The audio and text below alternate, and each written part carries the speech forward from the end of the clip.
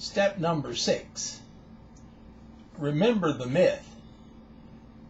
God only made a finite amount of land so that land value would always go up. With irrational lending and borrowing based upon real or imaginary evaluations of residential real estate. Not surprisingly, their value increased and expanded to create a bubble of historic proportions. Still would have seen an unrealistic bubble, but it wouldn't have gone up as fast and it wouldn't have collapsed as fast. We would not have been in as deep a hole today as we are if we hadn't had these funny mortgage products. No let up in the housing boom, which is good for the economy. Homes were selling last month at a record clip. The main reason, low mortgage rates. The big banks continued to package and sell more mortgage portfolios. The nation's strong housing market. And more of these CDOs contained high-risk subprime debt. To keep the rating agencies on board, more credit default swaps were sold. Let's say I have a pool of mortgages. I have 1,000 mortgages from California, and I want to package these up. But I decide, well, some of these mortgages may be subprime, and I want to buy a little bit of credit default insurance. And by doing that, you improve the profile, in theory, yes, of your CDO. That's right. So that you can sell it better. I could go get a rating for it, too. I could go to Moody's and say, look, I have laid off 2% of the risk on this portfolio. Shouldn't I get a better rating than if I just sold the pool as it was? So you take a lot of crap. That's a lot of mortgages that are people are not going to pay. Right, okay. But you insure it, and the credit agency says, hey, that's a good idea. Yes, yes. And it seems that in the housing market, many investors actually began to take more risk precisely because they thought that they had bought protection with credit default swaps. New home sales jumped 13% over a year ago, while existing home sales rose 4.5%, setting a new record. The team at J.P. Morgan was also dabbling in mortgage debt, but they weren't sure it made good sense. We traded mortgages. We had some mortgages on our books. We certainly understood the mortgage-backed security market, but we had a lot of trouble getting comfortable with that risk. The big hang-up for us was data.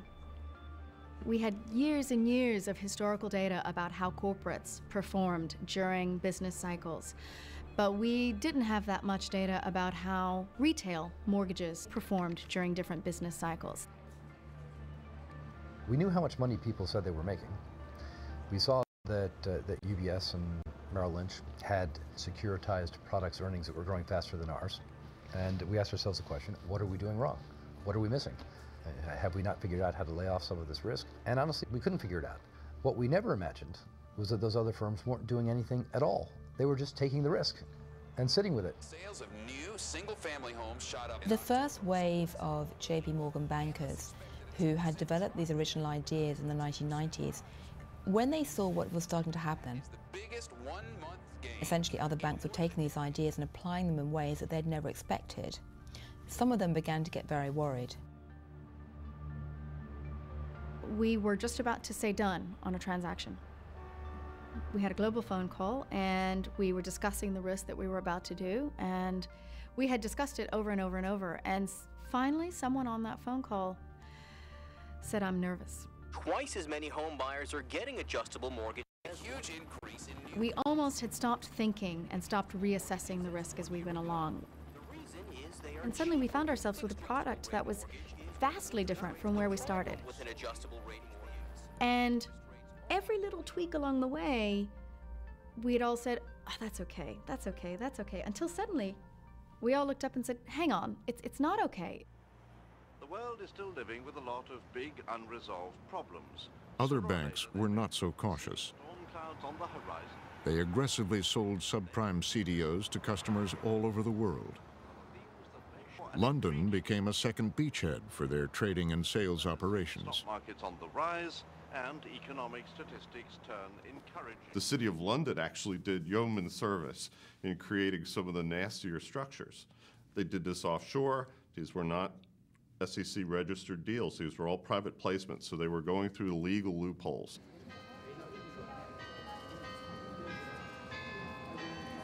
A group of state-run banks in Germany, known as Landesbanks, were among the biggest customers.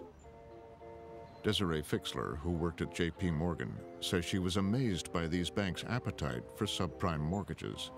You knew that a core group of banks in Germany would buy anything. We strongly believed they were very naive. We were amazed that they would buy this. Every single person, every salesperson was envious of that particular salesperson that was able to cover the Landesbanks and IKB, because you were in one of the hottest seats globally. You were going to generate tremendous profit margin. They were big buyers. IKB was very convinced that they were one of the strongest bank in that area. They were running around telling people how good they are in investing. Multinational Deutsche Bank did several deals with IKB.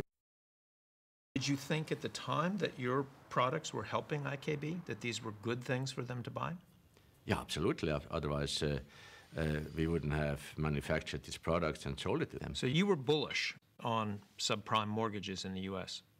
We were bullish on the mortgage market in general, and subprime, which was an element of it. We were not overly aggressive, but we were part of that market, absolutely. Americans are buying real estate in record numbers. That demand has driven prices. By the end of 2005, the total outstanding value of credit default swaps around the world was measured in trillions of dollars and was doubling every year. Existing home sales rose 4.5%, setting a new record. Did top management at J.P. Morgan understand credit derivatives? Yes, they did. Absolutely, they did. Did they at other banks? No, not all other banks, certainly not. Did the regulators understand them? I don't think the regulators understood. I don't think the credit ratings agencies, the bankers, or the regulators fully understood all of the kinds of credit instruments that we're talking about. In other words, some big banks simply didn't know what they had in terms of risk. Certainly, they didn't know some of the forms of risk that they had. That's exactly right. Sales were higher than most regions, up more than 40% in the West and Northeast in October. Housing prices continued to soar. The average price of a new home was slightly. Banks packaged more and more CDOs. Theoretically, there was no limit. An investor didn't need to own any actual mortgages. So-called synthetic CDOs allowed investors to bet many times over on someone else's portfolio of debt. It allowed participants, either buying or selling, so on either side of the market, to take their positions without being constrained by the size of the underlying market. In synthetic CDOs, all you had to do was make a side bet based on what would happen to this group of mortgages and have that be the basis of the CDO. The fact that someone had done it one time wouldn't stop you from doing it again and again and again. So how is that different than betting on the outcome of the Super Bowl? Or a horse race, or a craps table? There is no difference at all. It's just a bet by somebody who has no economic interest in what they're betting on. You're going to bet on the outcome of the Super Bowl, you're going to bet on the outcome of a horse race, or you're at the craps table, or you're betting on which way the dice are going to go. We're pretty confident that the housing market is not going to go down at all. It's just going to go up. Within a decade, you have the most phenomenal machine anybody's ever seen. New homes are selling at the second highest rate on record. We are in a housing boom. It's strong right now. Profits soared 93%. We're expected to dole out $36 billion in bonuses this year. Everyone was high-fiving. It seemed to be brilliant. The combination of free markets, innovation, and globalization appeared to have delivered this incredibly heady cocktail of tremendous growth. Top executives will earn as much as $20 to $50 million. Between 2003 and 2006, Dick Kovacevic, CEO of Wells Fargo, remembers attending meetings with bankers and regulators. Oftentimes what would happen at these meetings is regulators would be there, like Chairman Bernanke, and there might be, 30, 40 bankers. And they would often go around the room and say, well, what are you guys seeing out there? What's working? Are you concerned about housing? We're trying to get input. And when they came to me, I would say, this is toxic waste. We're building a bubble. We're not going to like the outcome. What did your fellow bankers say to you when you told them that you thought this stuff was toxic? Well, the ones that were in it said I was wrong, and everything's fine. We don't see any losses occurring in this. But we saw risk all over the place. We didn't even participate in the exotic subprime side of the mortgage because we knew that this was absolutely wrong for our customers if we would have done it, and it would have been wrong for us because we think this thing was going to blow up. There's a great set of adages on Wall Street about where risk will flow. And if you ask people, they're basically split between two camps. One says that risk will flow to the smartest person, the person who best understands it, and the other says that risk will flow to the dumbest person, the person who least understands it. And at least based on my experience and my understanding of what has been happening in the derivatives market, it's the latter.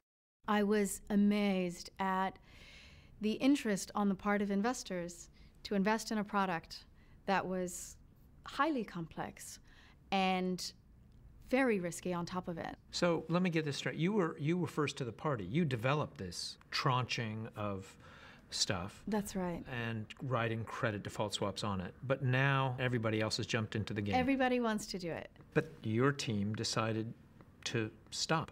Why did so many others keep going, marching towards the cliff?